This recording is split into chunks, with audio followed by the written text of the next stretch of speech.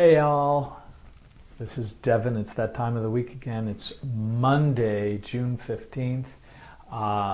Lots going on, and we're going to jump into stuff in a minute.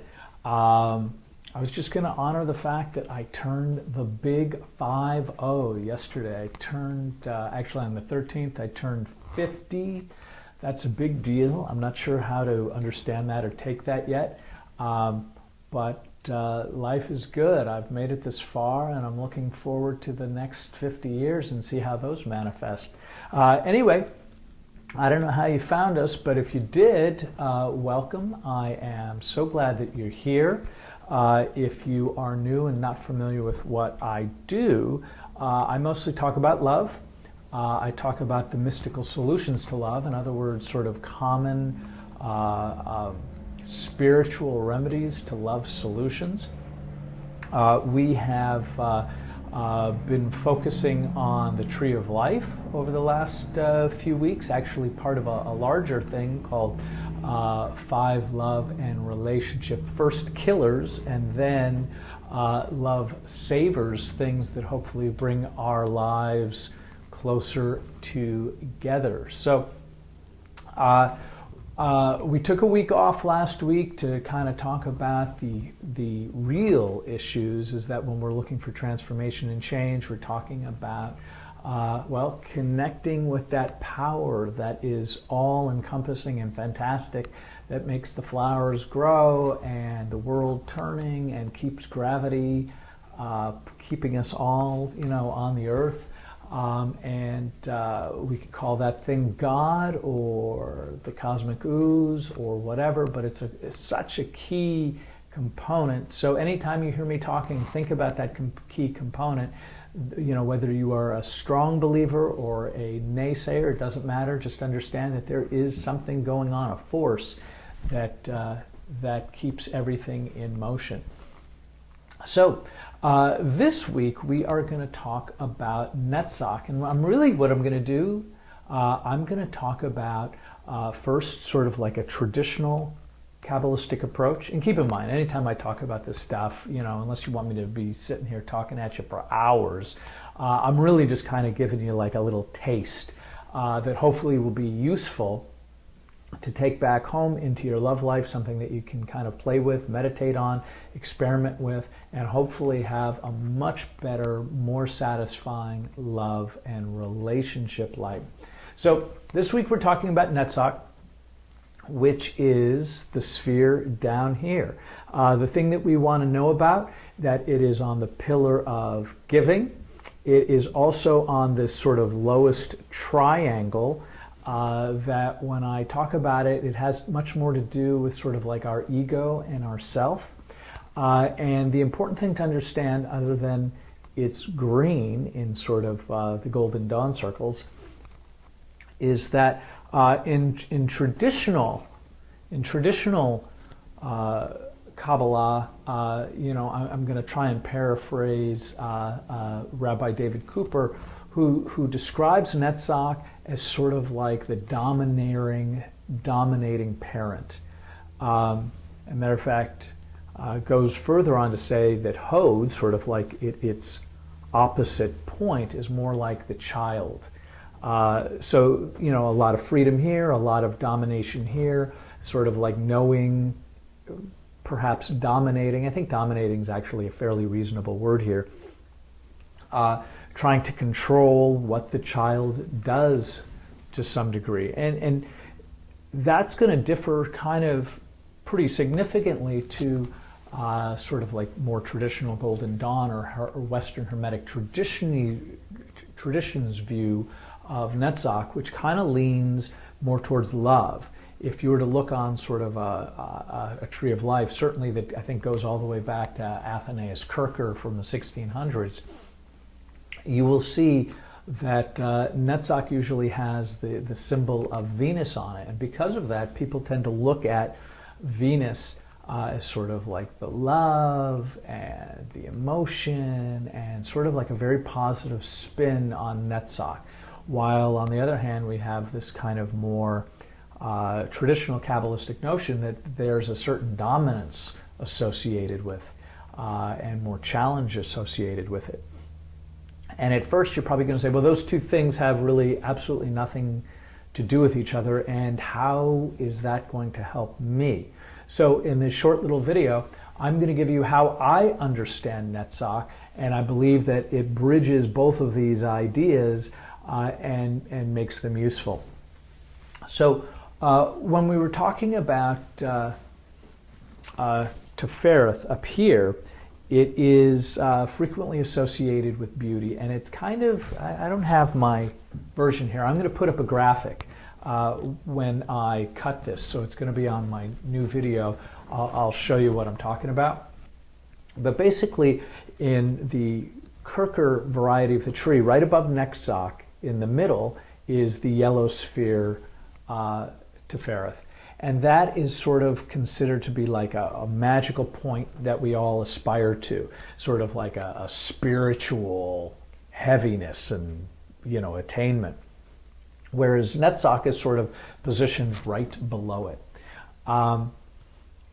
Meaning that, yes, it's a very important sphere, yes, it's filled with love, and that's all very well and good, but there's a certain reality to Netzach's position. By the way, while Yesod would typically, well, this sphere, Yesod would be further down, and so would Tefereth, that Netzach is a place where, and I'm sorry, this is getting confusing. So just let's don't worry about this middle pillar. We're going to start at the bottom here and start over. The important thing to understand about Netzach is that it is along this pillar of giving. It is also the lowest form of giving. So what does that mean, and what does that look like? That means it is giving for the sake of getting. Remember, we're talking about the lowest formulation here, and this is how I understand it, because I think it's probably one of the more accurate, sort of more modern interpretations that will allow you to understand sort of the deeper meanings, as well as interpretations that go back centuries. So when we're talking about Netzach, we're talking about this lowest form of giving. And the lowest form of giving that I think of in a practical way is giving something in order to get something. So, you know, I frequently use this example of my daughter when she was tiny, and I'd be pushing her in her cart, and, you know, in the shopping cart, and her little feet were sticking out and kind of flailing about. And she would see something that she'd want that I would say no to, sugary something, some box of animal crackers. And she would cry. There would be moments where, not always, but sometimes I would give in. And the giving in would be like, here's the animal crackers that you want. And I could kind of tell myself and tell her that, look, I'm giving this thing to you. I want you to have it. But really what it is that I wanted her to stop yelling and screaming in the market. That's what I wanted. And we might say, okay, well, that's one example of, you know, for kids, but really in my practical daily life, that doesn't really happen. Well, I would say that it probably happens all the time.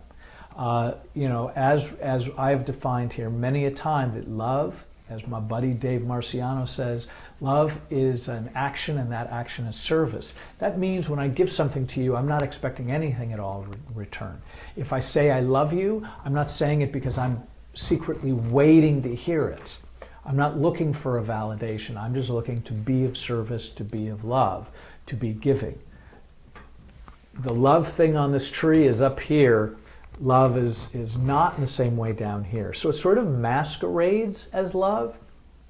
And how do those ideas tie together? So when we think about the lowest form of giving, we're really looking to get. So it's sort of masquerading as giving. Yes, there's a giving component, but really it's giving in order to receive for yourself, which is contrary to the idea of Kabbalah. Remember, when we talk about real love and unity and ideas like that are all up here, they're not way down at the bottom of the tree. So this is something where we get to kind of fool ourselves to some degree, that says, okay, well, I'm giving you something, but really I want to give in order to get, which is sort of the opposition. So how does that kind of work into this idea of the dominating parent? Well, again, it sort of splits the difference. It is when I'm giving in order to receive, I'm sort of creating a negotiation for the other parent, for the other person. In other words, when I am dominating, I may be doing it in the most sly, subtle way to steer somebody in the direction that I want them to go, and that's what I do as a parent. A dominating parent, as Rabbi Cooper would point out, and the way I understand it, is that it is sort of like I'm taking you in this direction, and I'm doing it for your own good, and I'm controlling the circumstance. The same way goes in this occultist variety when we're talking about a love. Yes, it's a form of love. Can we look at it as an absolutely positive thing in this parent who's trying to do the best for the child? Yeah, we totally can. But the reason why I'm kind of focusing on love in the form of getting something in return out of it, and it might be I have a great kid. It might be that I have a kid who's going in the direction that will be useful to them for the long term. But the rub on it, and the reason why I'm talking about giving in order to get more than anything else, is that in our romantic lives, there are two things that are going on. There is sort of our best self that just like I want what is best for my partner, and I want them to live the life that they want to have. Hopefully that will include me, but it doesn't have to. In other words, the choices I make in order to support my wife and my daughter is so that they can lead the kinds of lives that they want to have, that's going to offer them the most joy and happiness, even if that doesn't necessarily serve me. So when I do that, and when people be of service, they're more likely to have much closer relationships because we create safety for the other person. When I'm not doing that, it's about a negotiation of rules and structure and circumstances and situations, which there's an endless amount of them and we can't control them all. So it's actually much easier to be of love.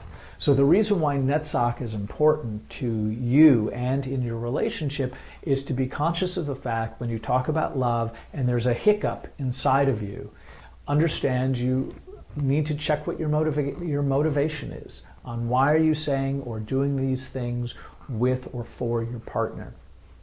And the more you are holding back, because I would say ultimately, if I'm giving you something in order to receive it, I'm really withholding love in sort of a bizarre little way that makes it about negotiation and not love at all. So if you are giving in order to get, then, be conscious of the fact that it is perhaps a subtle manipulation, perhaps it is about a selfishness, perhaps it is about, and maybe it is about steering somebody in the right direction, but it's really more of a rationalization when you look at it like that. I would just say that you're going to find more joy, happiness, and contentment when you're really serving the other person that you want to be with, rather than trying to serve yourself, whether it be covert or not. So anyway, I'll keep this one short today.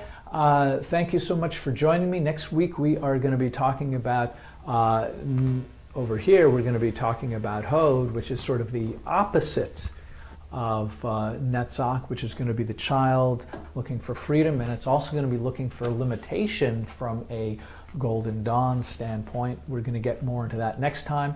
And thank you so much for joining me, and I will look forward to talking to you all real soon. Thanks.